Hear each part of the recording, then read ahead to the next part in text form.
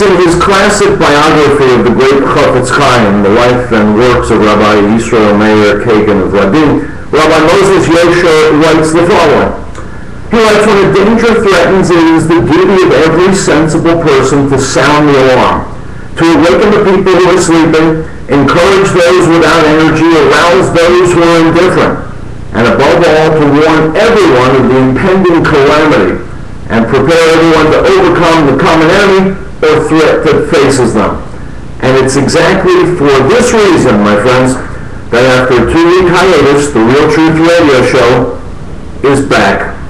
My name's Howard Real, and this is indeed Real Truth. You're listening to the American Freedom Network, streaming live around the world at AmericanNewsNet.com, and on Facebook, and on YouTube, and in the book, Real Truth, Stay Angry. And of course, as always, broadcasting out across the Colorado Front Range on KHNC, Johnstown, Colorado, 1360 AM The Lion. Our call-in number has not changed, 877-254-7524. My friends, it is a great pleasure to be back with you after 2 weeks gone tending to personal matters, but enough about me. Item from supermexican.com, I quote, liberal leftists fail at everything having to do with governance except the worst aspects of it. One of the things they excel at is the denial of obvious evils for the sake of distractions that serve their agenda. Let us consider the tragedy of Trayvon Martin. Shelby Steele brilliantly captures the mendacity of the left. Quote, the civil rights community and the liberal media live by the poetic truth that America is still a reflexively racist society, and that this remains the great barrier to black equality. But this truth has a lot of lie in it. America has greatly evolved since the 1960s. There are no longer any respectable advocates of racial segregation, and blacks today are 9 times more likely to be killed by other blacks than by whites. If Trayvon Martin was a victim of white racism, hard to conceive since the shooter is apparently Hispanic, his murder would be an anomaly, not a commonplace. It would be a bizarre exception to the way so many young black males are murdered today. If there must be a generalization in all this, a call to turn the moment into a movement, it would have to be a movement against blacks who kill other blacks. The absurdity of Messrs. Jackson and Sharpton is that they want to make a movement out of an anomaly. Black teenagers today are afraid of other black teenagers, not whites. To be exact, the shameful truth is that 93% of African American murders are committed by other African Americans. This is breathtakingly awful when you consider how incensed the African American community is about the Trayvon tragedy, no matter what you believe about Zimmerman's guilt. Let's do the gruesome math, not out of morbidity, but because it manifests the incredible self-centered insanity of people like Jesse Jackson and Al Sharpton.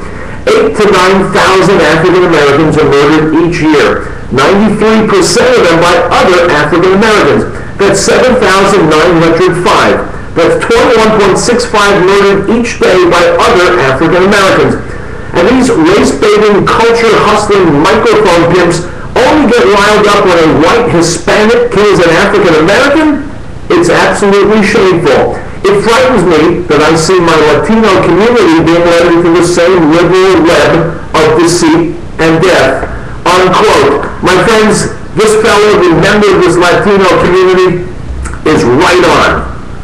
The flames of racial hatred are much lower, much lower than the race hustlers like Sharpton and Jackson would have us believe. They throw gasoline on them, they stir them up, and they get them burning nice and hot because that's when they make their money and that's when they make their reputations. Let's look at a related item, and I'll tell you how it's related. This comes from Matt Stoller at Naked Capitalism. I quote, yesterday the president gave a speech which he demanded that Congress raise taxes on millionaires as a way to somewhat recalibrate the nation's wealth distribution.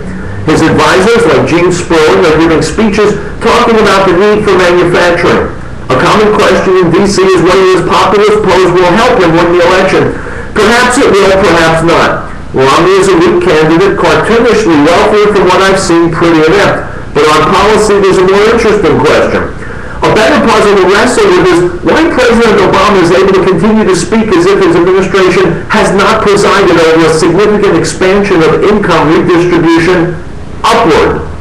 The data on inequality shows that his policies are not incrementally better than those of his predecessor, or that we're making progress too slowly, as liberal Democrats like to argue.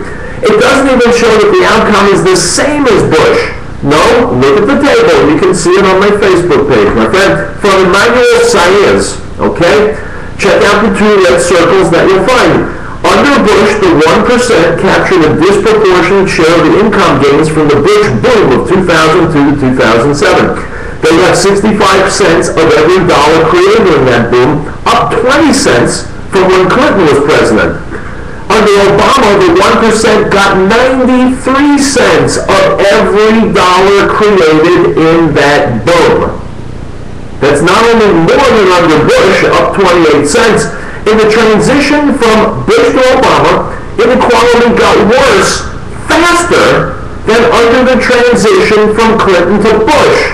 Obama accelerated the growth of inequality, unquote. So what's the connection between the Trayvon Martin race hustling and what I just told you?